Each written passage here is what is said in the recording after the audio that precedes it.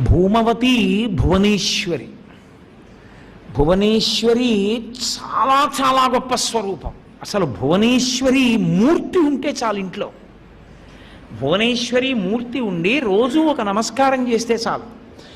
ఆ భువనేశ్వరి ముందు ప్రణిపాతం చేస్తే చాలు. మొన్న శారదా నవరాత్రుల్లో ఒకరోజు మేము భువనేశ్వరి స్వరూపానికే పూజ చేశాం.